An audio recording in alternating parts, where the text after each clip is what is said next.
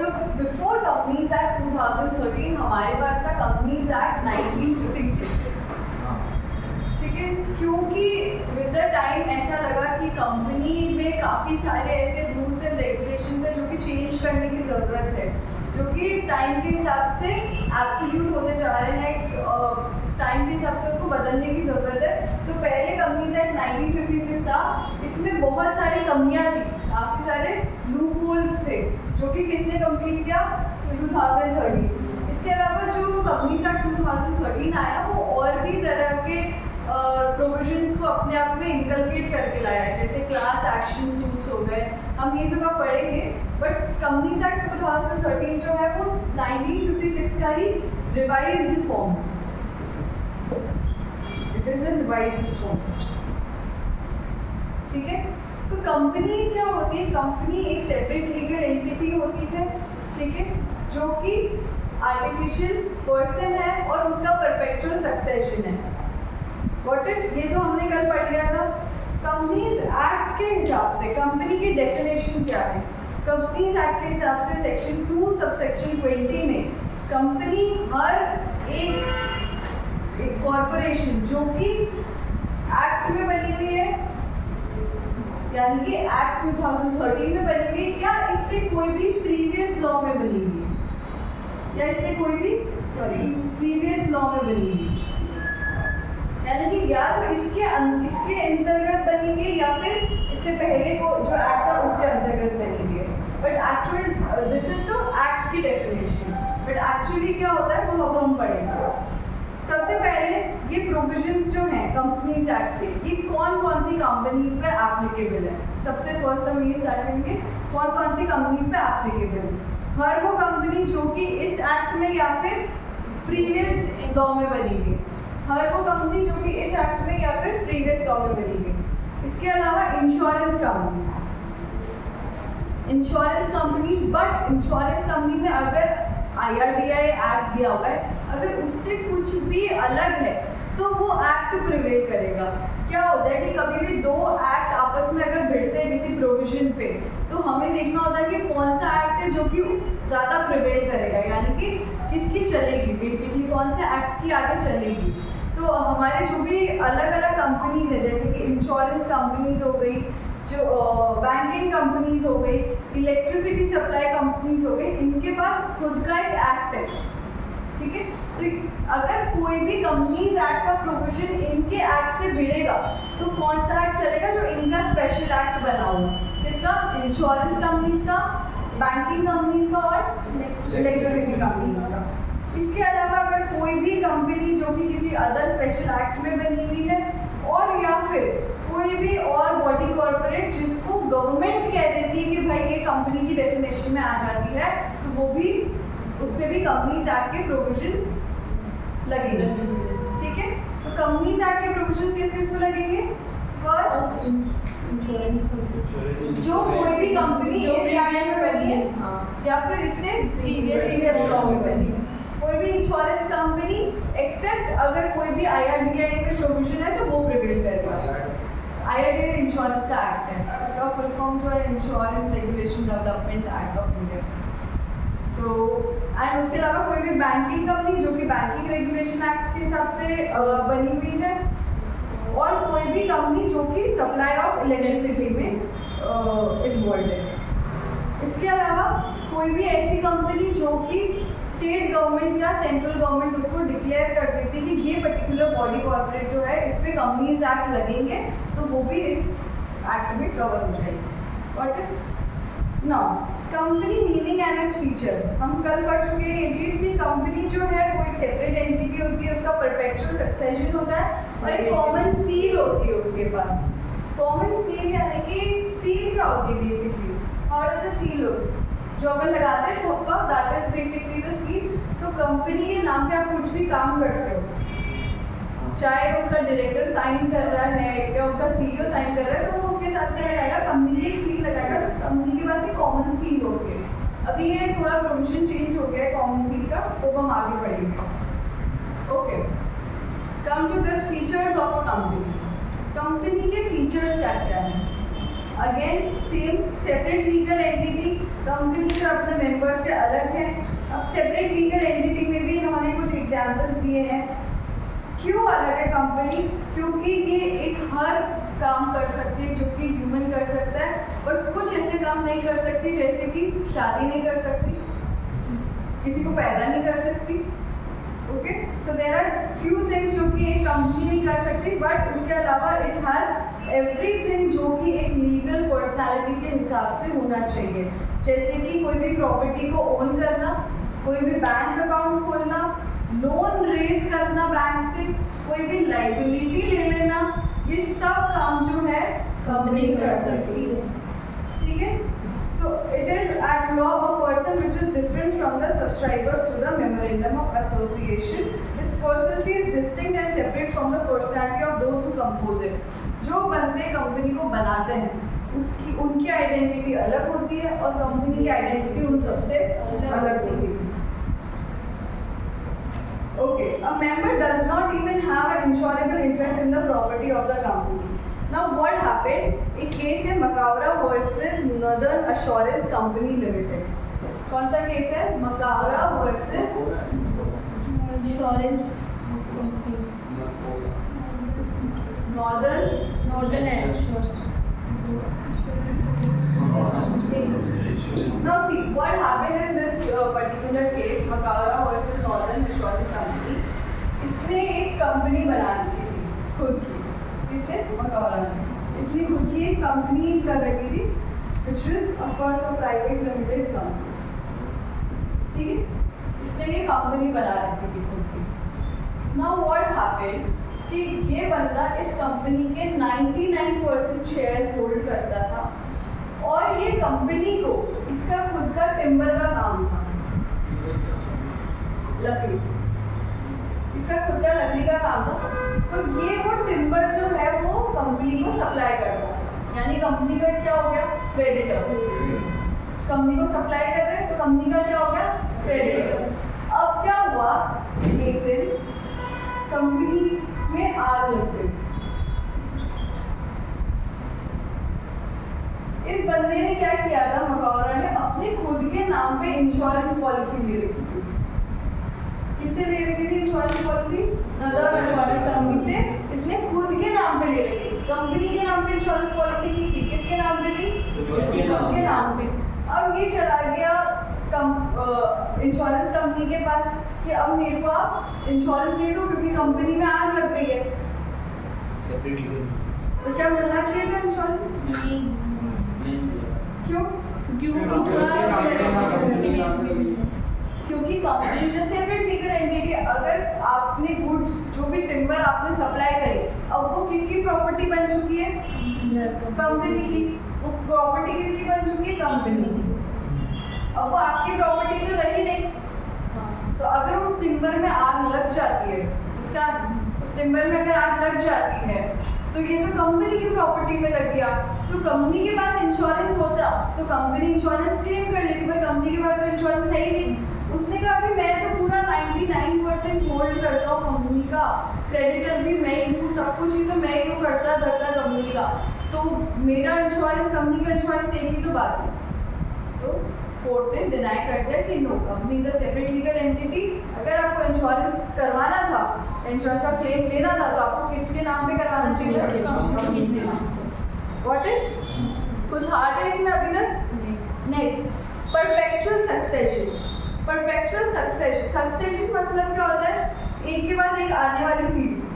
Perpetual यानी कि just next next next आने वाली पीढ़ी। एक तो होता है सक्सेशन, दादाजी का पोता सक्सेशन हो गया। परपेचुअल यानी कि दादाजी पापा, पापा का बेटा, दिस इज परपेचुअल। एक के बाद एक आने वाली जो पीढ़ी है। तो परपेचुअल सक्सेशन कंपनी के पास क्यों है? क्योंकि किसी के भी आने जाने मरने कंपनी को कोई फर्क नहीं पड़ता। कंपनी क्या होगी? हर साल चलती रहती है। ठीक है, तो कंपनी का खुद का ही परपेचुअल सक्सेशन है। किसी के भी आने जाने मरने से कंपनी का कोई फर्क नहीं पड़ता। वो अपने आप हर साल अपने अकाउंट्स बनाती है, मतलब उसके जो भी ऑफकोर्स ह्यूमन एजेंसीज उसके लिए अकाउंट्स बनाते हैं और कंपनी जो है लॉ में चलती रहती है। ठीक है, कंपनी की डेथ कब होगी? हाँ, जब जब जब हो जाएगी। जब वो स्ट्राइक आउट में जाएगी, क्या कंपनी के मेंबर्स दिवालिया हो गए उससे कंपनी बंद हो जाएगी? नहीं। कंपनी के शेयर होल्डर्स दिवालिया हो गए, आज तुम सब लोगों ने रिलायंस के शेयर ले रखे और तुम सब दिवालिया हो गए, तो क्या रिलायंस बंद हो जाएगी? नहीं हो जाएगी। ठीक है, सो द कंपनी को कोई फर्क नहीं पड़ता इवन इफ उसके मेंबर्स जो है वो दिवालिया हो जाए। सो इसीलिए many companies in India are in existence for over. Company दूसरों के पास से चली जाएगी। हाँ, तो परफेक्ट कंपनी तो चलेगी ना, कंपनी का एग्जिस्टेंस में कोई फर्क नहीं पड़ रहा ना, कुछ भी हो। मैं तो कह रही हूँ पूरा का पूरा मैनेजमेंट ही चेंज हो जाए but company will run on. हम कई सारी ऐसी कंपनीज, आई थिंक मैकडोनल्ड जैसी कंपनी है जिसने बनाया था उस कंपनी को, the person who was the founder, I think he is no more. और KFC है, KFC का ओनर है, I think no more in the world, but चल रहा है KFC। तो there are many more companies जिनके ओनर्स आज नहीं है but they have a perpetual succession, वो सब चलती ही जा रही है। Next, limited liability. क्या हुआ limited liability? Limited liability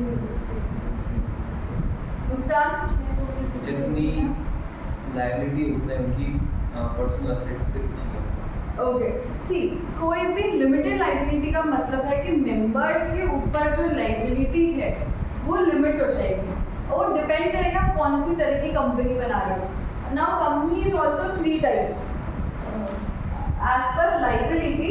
Company is of 3 types on the basis of liability. Liability के बेसिस पे फर्स्ट होती है लिमिटेड लाइबिलिटी। फर्स्ट कौन सी होती है? Limited liability.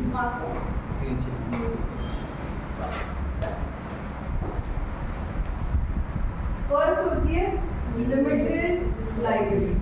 लिमिटेड लाइबिलिटी में क्या होता है कि जितने भी शेयर होल्डर्स के पास शेयर्स है वो उतनी ही लिमिट तक लायबल है कि अगर समझ लो एक शेयर होल्डर के पास 100 रुपए का शेयर है, ठीक है, और उसने अभी तक 60 रुपए जो है कंपनी को पे कर दिए, तो अगर कल को कंपनी पे कोई भी लायबिलिटी आई, कंपनी इंसॉल्वेंसी में गई, क्रेडिटर्स पैसे मांगने आए, तो शेयर होल्डर जो है वो सिर्फ अपने अनपेड अमाउंट तक ही लायबल है, दैट इज 40 रुपए तक।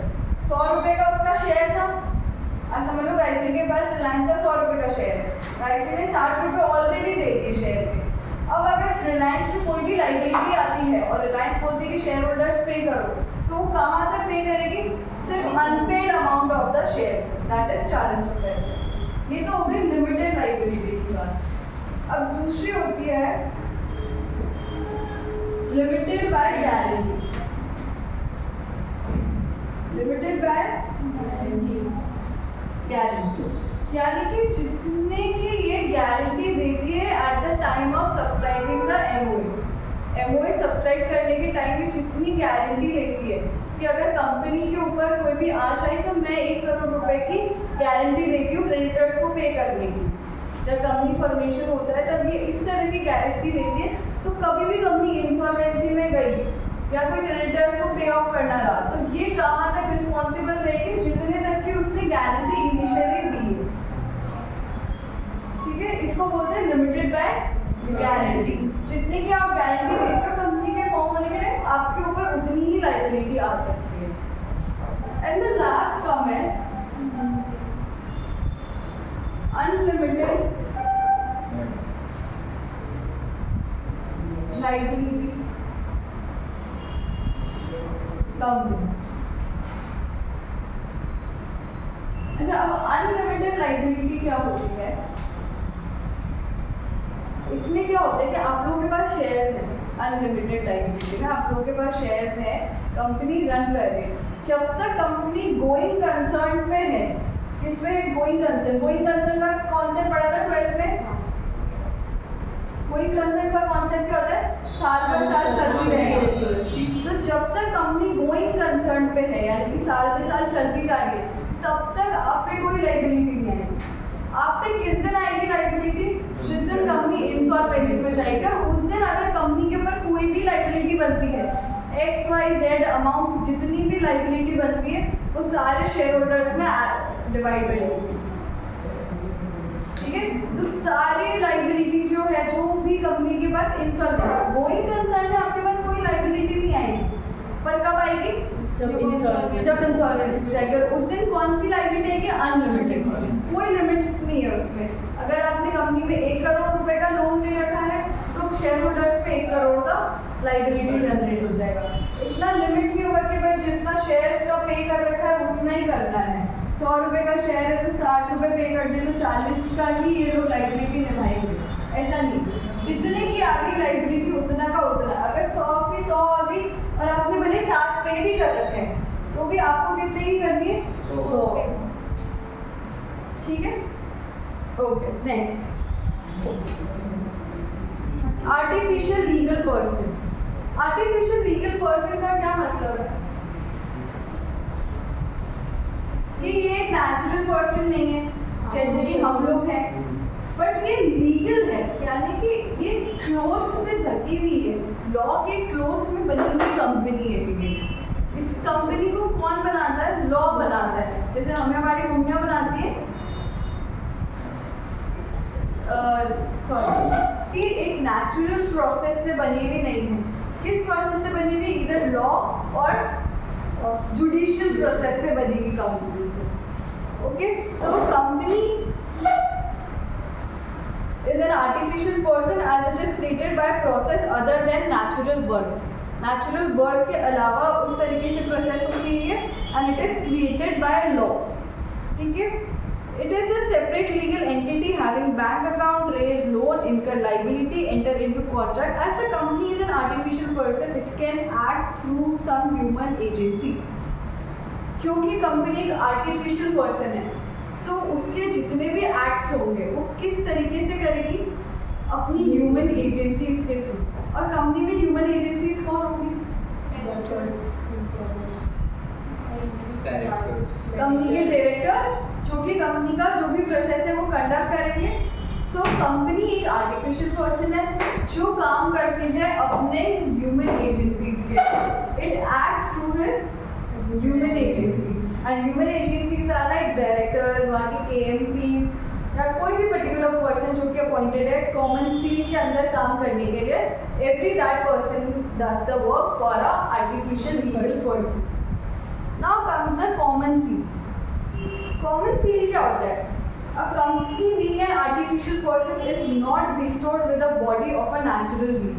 Of course, वो एक artificial person है तो उसके पास कोई एक नेचुरल ह्यूमन जैसी कोई बॉडी नहीं है जो उसके लिए काम कर सके।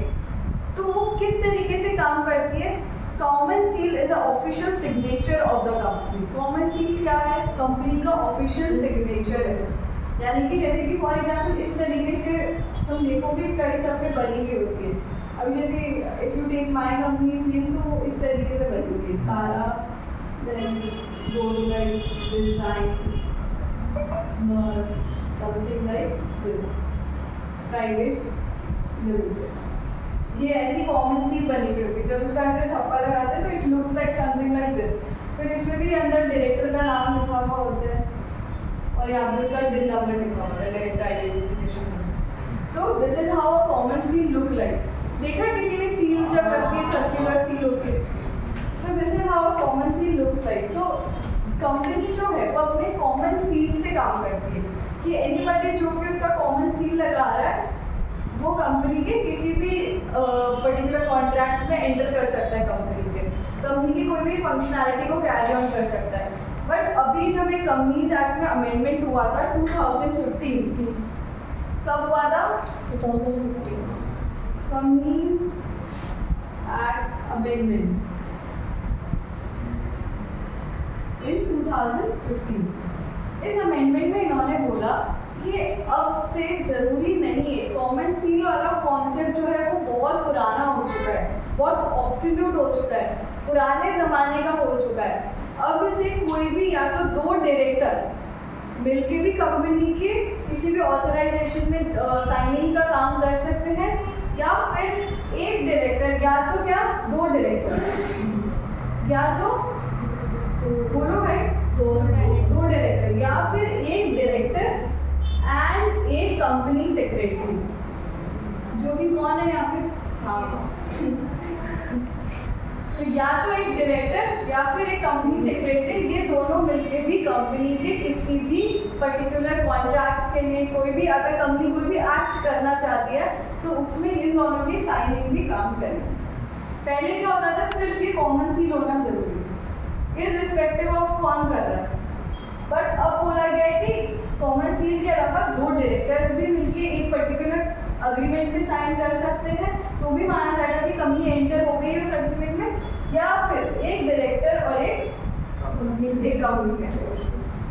Okay, corporate veil theory, now we are coming upon corporate veil theory. Now what is corporate veil theory? Veil क्या होती है, कोई बता सकता है? हमारे इंडिया में बड़ी पुरानी प्रथा है व्हील की, बोलते हैं घूंघट। पर्दा हाँ वापस यही था। हाँ व्हील का मतलब होता है हमारी लैंग्वेज में अगर देखा जाए मारवाड़ियों के तो इसका घूंघट, व्हील यानी कि कोई पर्दा, ठीक है, जो कि आपने एक पर्दा लगा रखा है। Now what is corporate veil theory, यानी कि आपने कॉर्पोरेट जो भी पर्टिकुलर कंपनी बना रखी है उसके पर्दे के पीछे छुप के, कंपनी के पर्दे के पीछे छुप के आप जो भी कर रहे हो उसको बोलते हैं कॉर्पोरेट व्हील थ्योरी। यानी कि इन्होंने बोला because company and members share holder are two people, two different people, company is a separate legal entity और मेंबर्स जो है वो अलग है। तो इस तरीके से तो मेंबर्स कुछ भी कंपनी के नाम पे गलत सलत कर सकते हैं। तो इन्होंने बोला कि अगर ऐसा कोई भी मेंबर करता है तो फिर हम वो जो कॉर्पोरेट व्हील लगा रखी है अभी तक, जो आपके सामने कंपनी नाम का पर्दा लग रखा है, उसको हम उठा देंगे। ठीक है, तो पहले हम पढ़ते हैं कॉर्पोरेट व्हील क्या होता है, फिर हम पढ़ेंगे lifting of the corporate wheel. So corporate wheel refers to a legal concept whereby the company is identified separately from the members of the company. Corporate wheel एक ऐसी थ्योरी है जिसमें कंपनी और उसके मेंबर्स को अलग अलग माना जाता है। उन दोनों के बीच में क्या माना जाता है कि क्या है, पर्दा है, ठीक है। Thus the shareholders are protected from the acts of the company. कभी भी कंपनी कोई भी एक्ट करती है, चाहे उसके ऊपर कितनी भी लाइबिलिटी आ जाए, कुछ भी हो जाए, कोई गलत काम भी कर दे कंपनी, तो मेंबर जो है वो हमेशा ही प्रोटेक्टेड रहते हैं। किससे प्रोटेक्टेड रहते हैं? उस कॉर्पोरेट व्हील से, ठीक है। सो एक केस हुआ था salmon versus salmon and company limited. ये बहुत ही फेमस केस लॉ है, इसको बहुत इंपॉर्टेंट मान कर देना, कम से कम 3-4 बार पढ़ के जाना एग्जाम में। This is a very famous case law. तुम किसी भी सीएस से जाके if you talk so everybody knows Salomon versus Salomon कि क्या हुआ था। तो नाउ सैलमन वर्सेस सैलमन में क्या हुआ था कि एक कंपनी थी, okay, he is a person distinct and separate from his member. In this case, one Salmon incorporated a company named Salmon and Company with 7 subscribers, consisting of himself and his wife and 4 sons and 1 daughter. Now see, wow, क्या हुआ था Salmon versus Salmon में?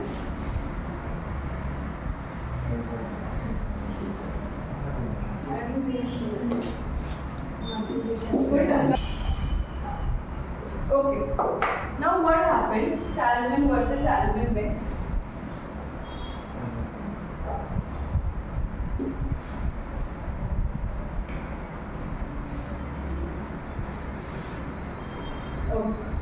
इसमें क्या हुआ कि salmon का already एक बिजनेस था, ठीक है, ये बंदा है सैलमन, इसका ऑलरेडी एक बिजनेस था। तो इसने क्या किया कि अपने उस बिजनेस को कन्वर्ट किया कंपनी फॉर्म में और इसने मैक्सिमम शेयर्स खुद ले लिए और एक एक शेयर जो है वो एक अपनी वाइफ को, बच्चों को ऐसे करके दे दिए, ठीक है। अब इसने जब अपना बिजनेस कंपनी को बेचा तो कंपनी से इसने कुछ शेयर्स ले लिए, क्या लिए, मैक्सिमम शेयर्स इसने खुद दे दिए और कुछ शेयर्स जो है वाइफ को और बच्चों को दिलवा दिए। इसके बदले में इसने कुछ सिक्योर्ड डिबेंचर्स भी ले लिए। क्या ले लिए? Secured debentures. डिबेंचर्स यानी कि कंपनी की एसेट पे चार्ज क्रिएट करके कंपनी को ये दिया कि पर्टिकुलर मैं आपको ये सामान दे रहा हूँ, इसके बदले में मुझे कंपनी के एसेट्स पे क्या चाहिए, चार्ज। कि अगर कंपनी उस डिबेंचर्स पे इंटरेस्ट पे नहीं करेगी तो इसका हक बन जाएगा उन पर्टिकुलर एसेट्स, क्योंकि इसी ने एसेट्स दी अपनी बिजनेस को उठा के। वो वाला है क्या कि उसमें फिर उसने जानबूझ के वो हो गया था और उसके बाद उसकी वाइफ और उसने ये सब ले लिए थे? नहीं, ऐसा कुछ नहीं। तो फिर क्या हुआ था इसमें, वेट, अब क्या हुआ कि कंपनी में इसके पास क्या हो गए, एक तो मैक्सिमम शेयर्स हो गए और इसके पास हो गया सिक्योर्ड डिबेंचर्स। ठीक है, इसका बिजनेस बहुत अच्छा चल रहा था, फिर भी इसने कंपनी फॉर्म में कन्वर्ट किया। अब क्या हुआ, कंपनी फॉर्म में कन्वर्ट हुआ तो कुछ अनसिक्योर्ड क्रेडिटर्स भी बने, जिससे भी ये सामान लेता था तो कंपनी में ही लेता था, तो वो इसके क्या बने, अनसिक्योर्ड क्रेडिटर। अनसिक्योर्ड क्रेडिटर्स कैसे बने कि इनके पास कोई भी कंपनी के एसेट पे चार्ज नहीं था। जैसे आज समझ लो तुम किसी भी बंदे से सप्लाई लेते हो अपनी कंपनी में, कपड़े की कंपनी है तुम्हारी, तुम किसी से भी कपड़ा ले रहे हो तो तुम उस पर उसको चार्ज थोड़ी क्रिएट करके देते हो कि अब मेरी एसेट पे इतना चार्ज हो गया, तुम तो क्रेडिट पे लेते हो, 1 महीने में बेच के वापस पैसा पे कर देते हो। तो ऐसे ही सैलमन की भी कंपनी में ऐसे कुछ अनसिक्योर्ड क्रेडिटर्स थे, ठीक है, जिन्होंने सामान दे रखा था बट उनका पेमेंट आना भी बाकी था। अब कंपनी का जो है पूरा बिजनेस बिगड़ने लगा और कंपनी किस में जाने लगी, लॉस। फाइनली कंपनी गई इंसॉल्वेंसी में। जब इंसॉल्वेंसी में गई तो एक रिसीवर अपॉइंट होता है जो कि देखता है, परखता है कि किसको कितना मिलना चाहिए, कंपनी के एसेट्स में से किसको कितना निकालना चाहिए। कंपनी बंद हो रही थी, तो अब ये अनसिक्योर्ड क्रेडिटर्स जो है ये कोर्ट में गए और इन्होंने बोला कि ये तो हमको मिलना चाहिए, इसका कंपनी का एसेट इसको थोड़ी मिलना चाहिए सैलमन को, क्योंकि ये तो सैलमन और कंपनी एक ही है, सब कुछ सारे शेयर्स भी सैलमन के पास है, काफ़ी सारे डिबेंचर्स भी सैलमन के पास है, चलाइए इसको, सैलमन ही रहा है एक तरीके से। इनके पास तो क्या एक शेयर लेके इनको तो साइड में कर दिया, तो हमें क्या मिलना चाहिए, कंपनी के एसेट्स, यानी कि सैलमन को एक तरफ कर दो और हमको एक तरफ कर दो। पहले हमारा अमाउंट चुकाओ और फिर आप जाना सैलमन को देना, क्योंकि आज जो भी कंपनी में लॉस आया, कुछ भी हुआ है, वो तो सैलमन की वजह से कंपनी चला ही सैलमन रहा था। Got it? तो फिर कोर्ट ने क्या कहा अनसिक्योर्ड क्रेडिटर्स से कि भले ही सैलमन के पास मैक्सिमम शेयर्स है, भले ही सैलमन के पास वाकिस डिबेंचर्स है, but because company is a different separate legal entity and उसके मेंबर्स जो हैं वो एक सेपरेट लीगल एंटिटी है, तो भले ही बीइंग अ सैलमन उसका मेंबर, उसने कितना भी कंपनी से डिबेंचर्स दे रखे, बट बिकॉज क्योंकि ये सिक्योर्ड है तो इसीलिए पहले मिलेगा सैलमन। तो उन्होंने जो ऑर्डर डिसाइड किया, उन्होंने कहा पहले जो है वो सिक्योर्ड डिबेंचर्स पे ऑफ होंगे, फिर आपके अनसिक्योर्ड क्रेडिटर्स का पेमेंट होगा और बचा हुआ पैसा है जो शेयर होल्डर्स में बांट दिया जाए। ये क्या चाह रहे थे, ये चाह रहे थे कि हमको पहले प्रेफर किया जाए। क्यों प्रेफर किया जाए? क्योंकि सैलमन और कंपनी तो एक ही है, उसके डिबेंचर्स का क्या, उसने चाहे शेयर्स दिए कंपनी से, चाहे कंपनी के डिबेंचर्स दिए, सैलमन इज 1 पर्सन ओनली। तो फिर कोर्ट ने बोला no, Salomon is a different person and company is a separate legal entity. अगर कोई भी कंपनी का मेंबर कंपनी को कोई भी तरह का चार्ज क्रिएट करता है कंपनी के एसेट पे, तो उसको एक अलग से ट्रीट किया जाएगा। Got it? Okay. Now the question may arise. जैसे मैंने बताया ना, अगर कपड़े का बिजनेस है तुम्हारा और तुम्हें कोई कपड़ा सप्लाई करना है, तो तुम कोई एसेट पे रोजाना चार्ज थोड़ी क्रिएट करते हो उसके, कि अगर मैंने तेरा पैसा नहीं दिया तो तू मेरा ऑफिस लेके चला जाना, रोजाना आप चार्ज थोड़ी क्रिएट करते हो।